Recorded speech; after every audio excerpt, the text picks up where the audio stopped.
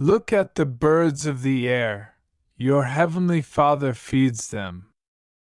Matthew 6 verse 26. Jesus pointed to creation as evidence of God's faithfulness. Birds do not store wealth or calculate markets, yet they are fed daily. If God sustains them, how much more will He sustain His children?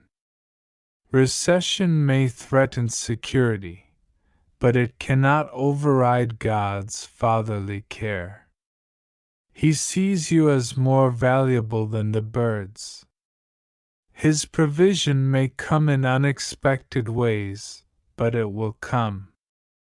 Father, remind me that if you feed the birds, you will feed me.